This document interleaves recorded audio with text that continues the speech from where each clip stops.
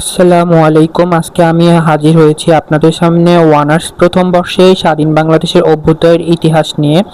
আমাদের যেহেতু সামনেই ফাইনাল পরীক্ষা, সেজন্য আমি কিছু প্রশ্ন সিলেক্ট করেছি। আপনারা হয়তো সময় পাবেন না সবগুলো পড়ার, তাই কিছু ইম্পর্টেন্ট প্রশ্ন সিলেক্ট করেছি যেগুলো পড়লে আপনারা পরীক্ষায় কমন পাবেন।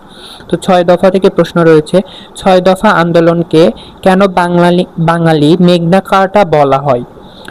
তারপর দ্বিতীয় প্রশ্নটি রয়েছে, 1966 সালের 6 দফা কর্মসূচি ব্যাখ্যা করো। 1966 সালের 6 দফা কর্মসূচির পটভূমি ও গুরুত্ব লেখো।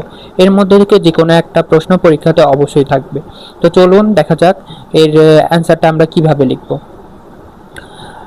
আওয়ামী মুসলিম লীগের সম্পাদক শেখ মুজিবুর রহমান 5 আগস্ট 1966 সালে পশ্চিম পাকিস্তানের লাহোরে বিরোধী দলের একটি সম্মেলনে ন্যাশনাল কনফারেন্সে কি করেছিল, সাবজেক্ট কমিটি সভায় দ্বিতীয়বারের মতো তিনি অনুমোদন না করে লাহোরের সাংবাদিক যে সম্মেলনটা হয়েছিল সেখানে তিনি 6 দফা ঘোষণা করেছিল।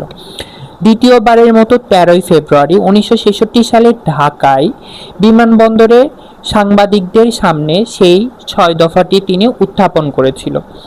6 দফা উত্থাপনের প্রথম ও প্রধান কারণ হচ্ছে 1965 সালের পাক ভারত যুদ্ধ।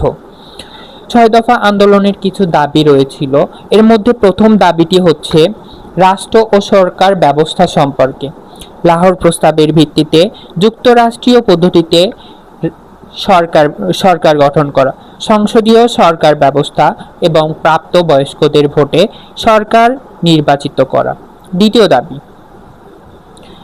দ্বিতীয় দাবিটি ছিল কেন্দ্রীয় সরকারের ক্ষমতা। কেন্দ্রীয় সরকারের হাতে থাকবে প্রতিরক্ষা ও দেশ রক্ষা, পররাষ্ট্র নীতি নির্ধারণ এবং অবশিষ্ট ক্ষমতা থাকবে অঙ্গরাজ্যগুলোর হাতে। তৃতীয় দাবি ছিল অর্থ ও মুদ্রা সংক্রান্ত।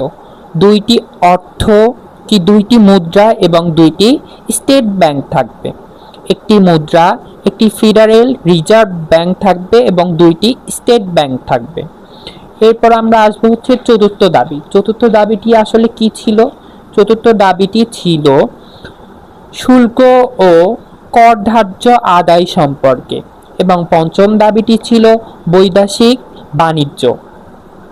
ষষ্ঠ দাবিটি প্রশাসনিক নিরাপত্তা সংক্রান্ত। এক হচ্ছে আধা সামরিক বাহিনী গঠন, অস্ত্র কারখানা নির্মাণ এবং পূর্ব পাকিস্তানের নৌবাহিনীর সদর দপ্তর স্থাপন। 6 দফার প্রতিক্রিয়া, আইয়ুব খানের মন্তব্য, অনির্দিষ্টকালের অভিসন্ধি এবং জুলফিকার আলী ভুট্টা দেশ বিভাগের formula.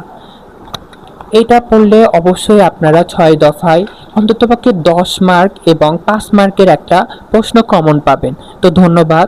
Thanks for watching this video.